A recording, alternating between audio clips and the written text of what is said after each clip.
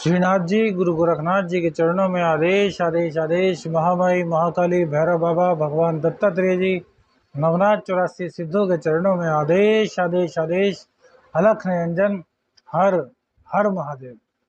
आज बात करते हैं शुक्रवार की। माँ वैभव लक्ष्मी का नमन करते हुए सितंबर माह की शुरुआत करते हैं। भाद्रपद कृष्ण पक्ष की आज द्वितीया तिथि रहेगी और आज सूर्योदय का समय 5:58 पर होगा, जबकि सूर्यास्त शाम को 6:43 पर होगा। विक्रमी संवत 2080 में अभिजीत मुहूर्त का समय आज 11:55 से 12:46 तक रहेगा, जबकि राहु काल 10:45 से 12:21 दोपहर तक होगा। दिशा शूल पश्चिम की होगी। यह राशिफल आपकी चंद्र राशि के आधार पर है। यदि आप अपनी चंद्र राशि नहीं जानते तो नाम राशि के आधार पर इस राशिफल को देख सकते हैं। लग्न और राशि दोनों के आधार पर भविष्य फल को देखना चाहिए और फिर औसत निकालना चाहिए। आदेश आदेश। बात करते हैं कन्या राशि की। कन्या राशि में आज चंद्रदेव शनिदेव के साथ सुबह के वक्त रहेंगे और उसके बाद मीन राशि में चंद्रदेव आ जाएंगे और बृहस्पति के नक्षत्र से चंद्रदेव का गोचर होगा। तो भैया यह काफी अच्छी स्थिति रहेगी। शुक्रदेव से चंद्रदेव का जो स्थान है वो पंचम नवम का संबंध बनाएगा, अर्थात जो आपके भाग्येश हैं वो जिस स्थान में मौजूद हैं वहां से पंचम नवम का आपका संबंध बनेगा, जो कि अति शुभ रहने वाला है। सुबह के साथ अर्थात 12-1 बजे तक थोड़ी सी दिक्कतें, थोड़ी सी परेशानी आपके साथ रहेंगी, लेकिन उसके बाद समय फिर शुभ शुरू हो जाएगा। देखिए, शुक्र देव वक्री हैं, बुध देव वक्री हैं, शनिदेव वक्री हैं। 4 ग्रह आपके वक्री चल रहे हैं, जबकि राहु और केतु हमेशा वक्री ही रहते हैं। तो कई ग्रहों का वक्रत्व जीवन पर बड़ा प्रभाव डालता है, क्योंकि जितने ग्रह वक्री होते हैं उतना ही उनका अधिक बल बढ़ जाता है। अब चंद्रदेव का शनि के साथ छठे स्थान में होना कहीं ना कहीं कुछ दिक्कत भरा था। हालांकि अचानक से कुछ ना कुछ लाभ आपको हुआ होगा, लेकिन जो मानसिक परेशानी थी उससे आप नहीं निकल पाए होंगे। तो ऐसे में क्या है कि अब धीरे धीरे आपकी परिस्थितियां सुधरने लगेंगी, क्योंकि बृहस्पति के नक्षत्र से जब चंद्रदेव गोचर करेंगे तो ज्ञान की पूरी संभावना बनेगी। ज्ञान के ही तो प्रदाता हैं बृहस्पति देव, और बृहस्पति और चंद्र मिलकर गज केसरी योग का निर्माण करते हैं, लेकिन अभी इनकी युति नहीं हो रही। पंचम नवम की युति चंद्रदेव से शुक्र की होगी। तो शुक्रदेव आपके भाग्येश हैं, और एकादशेश की युति जब पंचम नवम में बनती है तो ज्ञान के बल पर आपका भाग्य जो है वो काफी इटलाता है। और ज्ञान देने के लिए बृहस्पति देव आपको फिलहाल पूर्ण रूप से प्रयासरत हैं, क्योंकि राहु का असर काफी कम हो चुका है और बृहस्पति अब काफी प्रबल स्थिति में आ चुके हैं। राहु पीछे की ओर हट रहा है और बृहस्पति देव अपनी मजबूती बनाए हुए हैं। तो अब शीघ्र ही बृहस्पति देव का भी कुछ वक्रत्व काल होगा, उसका एक अलग से चर्चा करेंगे, लेकिन फिलहाल की स्थिति चंद्रदेव के कारण आपकी लाभ की बन रही है। लेकिन मीन राशि में चंद्रदेव आ रहे हैं और कन्या राशि में मंगल देव विराजमान है, तो मंगल देव चंद्र को देखेंगे। तो भैया कहीं ना कहीं दाम्पत्य को लेकर के डावाडोल स्थिति आपकी रह सकती है। इस वक्त कोई भी ऐसा फैसला मत कीजिए जो आपके जीवन का सबसे दुर्भू फैसला कहलाए, कि इस वक्त आप जो सोचेंगे वो कहीं ना कहीं प्रभावित होगा गुस्से से। और चंद्रदेव शीतलता के कारक है, मंगल देव अग्नि तत्व है। मंगल देव की दृष्टि जब चंद्र पर पड़ेगी तो भैया कहीं ना कहीं तो दिक्कत होगी। हालांकि चंद्रदेव की मौजूदगी से कुछ ना कुछ तो आपको राहत मिलेगी, कुछ ना कुछ तो आपको सार्थकता मिलेगी, लेकिन फिर भी दाम्पत्य में दिक्कत का जो योग है वो साफ साफ दिखाई देता है। लेकिन आपका बुद्धि कौशल भी यहाँ पर काम आएगा। क्यों? देखिए, बुध देव वक्री हो चुके हैं और बुध देव की जो दृष्टि है वो शनि पर है।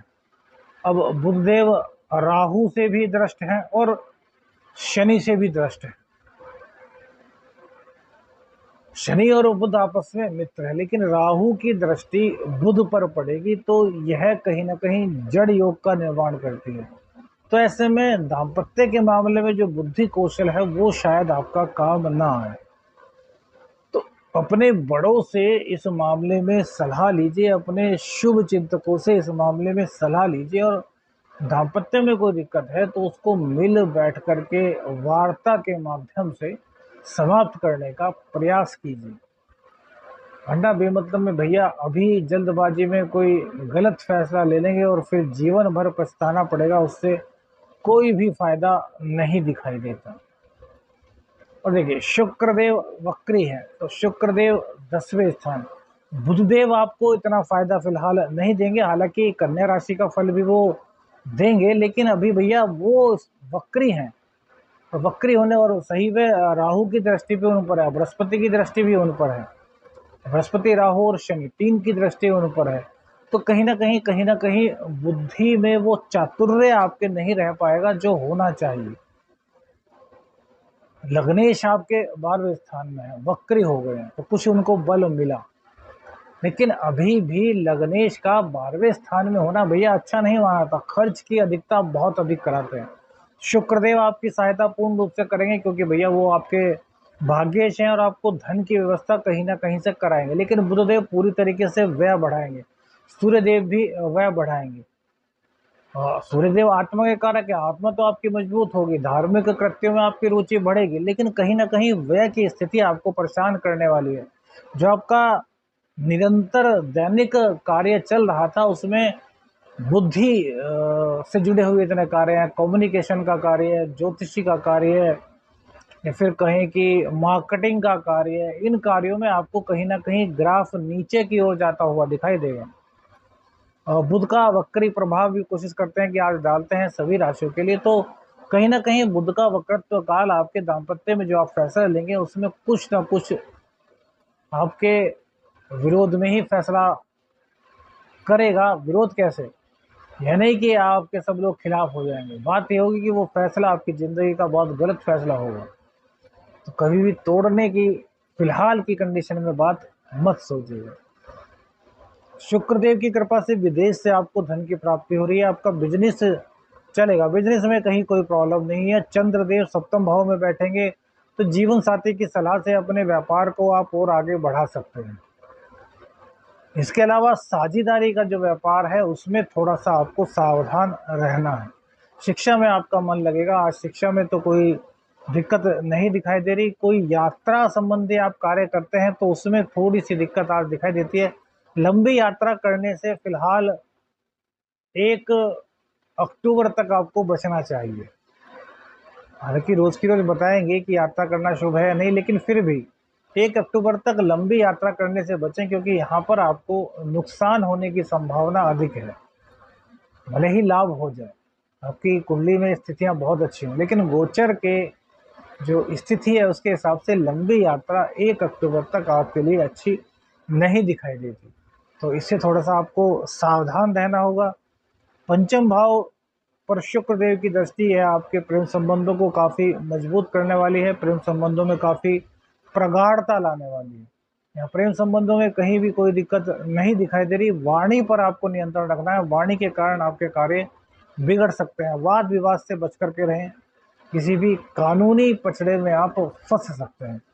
तो वाद विवाद को छोड़ दीजिए, आप बैल मुझे मार ऐसी स्थिति को छोड़ दीजिए। कहीं किसी ने कोई 2 बात भी कही तो भैया बिना सुने निकल लो, क्योंकि छोटा सा गुस्सा पता नहीं कहाँ से कहाँ तक ले जाता है। और जब पता है गोचर में ऐसी स्थिति बन रही है तो फिर काहे को वाद विवाद करना।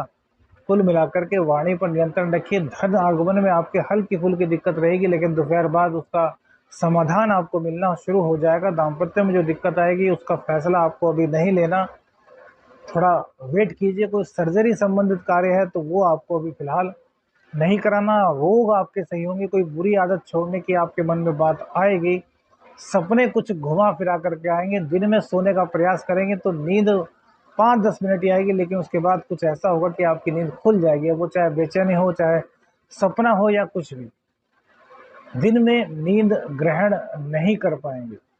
धन कमाने को लेकर परेशान रहेंगे। धन की स्थिति आपकी ठीक है, लेकिन जो खर्चों की अधिकता है उसके कारण आपको परेशानी उठानी पड़ेगी। तो गाय माता की सेवा कीजिए, गाय माता को हरा चारा खिलाइए और गणेश जी की आराधना कीजिए। इसी के साथ शिव तांडव स्तोत्र का पाठ कीजिए, आपका कल्याण होगा। आदेश आदेश अलख निरंजन, हर हर महादेव।